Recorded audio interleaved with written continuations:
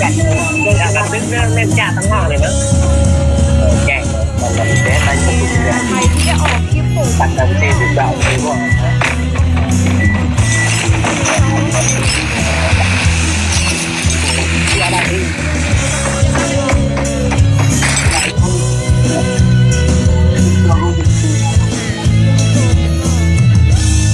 ไม่ดังที่ตุ้มบอลที่ที่ว่าแก่แล้วไม่ใช่ยุ่งเท่าไหร่มากกว่าเขาเลยต้องรอว่าอะไรน้องโยงกับเราดูเราว่าไปเ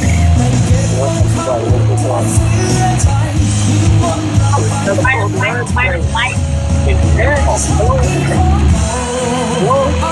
อีกตรงหนึ่ง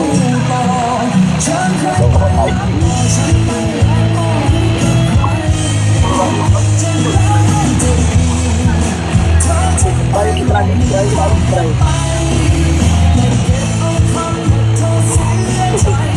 ่ตรงนู้นนะเราโอเคงานมาต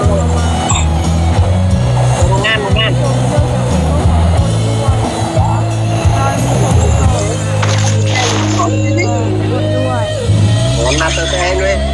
รู้สึกจะมีคนลงเดี๋ยวเนี่ยร้านเนี่ยมาล้างเงินล้างเงินมูลกับโปรยเยอะเลยไม่ใช่แค่3นะครับเฮ้ยมันลงก่อนลงดีกว่าตั้งไปหมดเลยทุกคน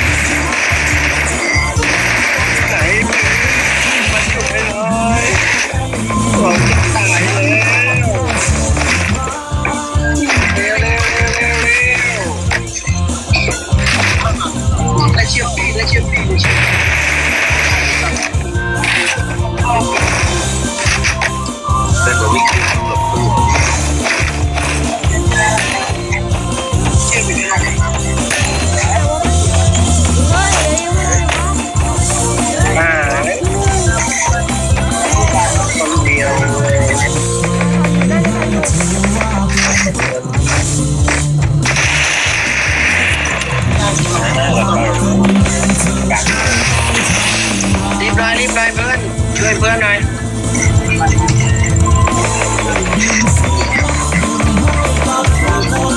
เร็วไอ้ดีเลย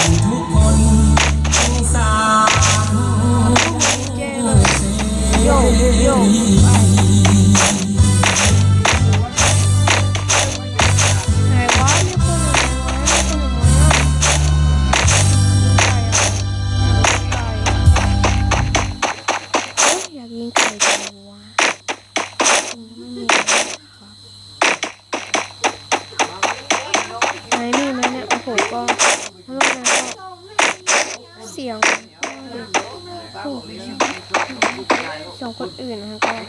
ถ้ามีเสียงคนอื่นก็โทษด้วยนะครับโทษด้วยนะ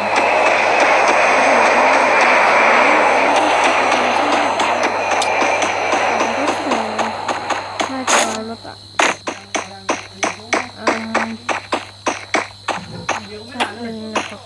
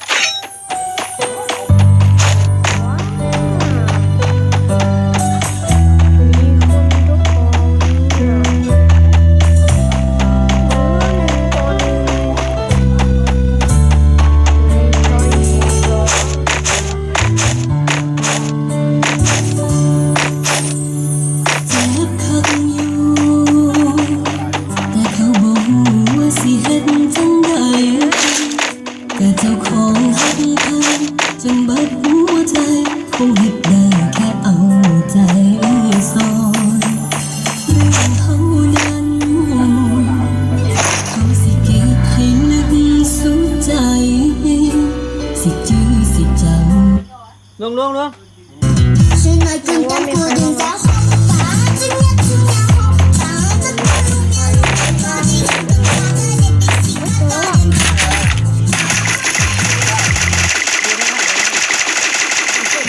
ไปดิ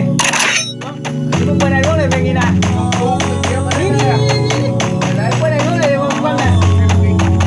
นี่ฟังเลยล่ะ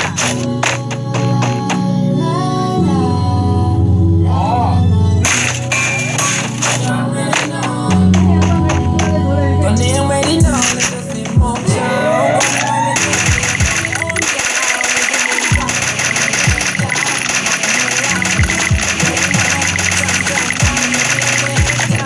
เธอคนแค่คุณก็รู้ความเป็นมาแค่อยากจะรู้เธอจะทักหรือยังช้าก่อนแต่ก่อนเราเคยคุยแต่เธอหายไปเห็นลาย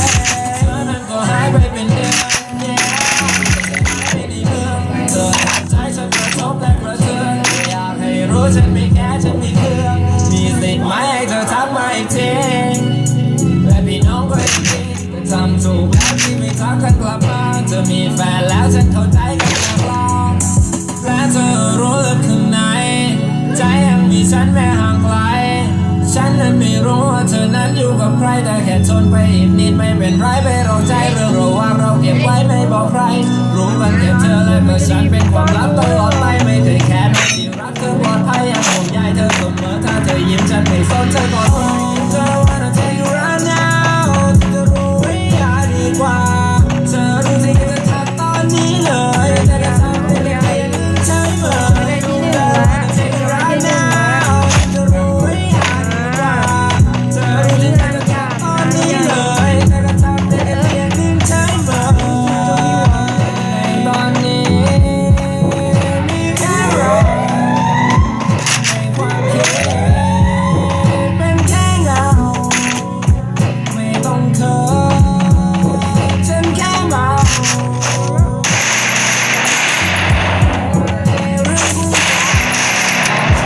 ฉันเป็นประกันจะสู้ชีวิตคงจะไม่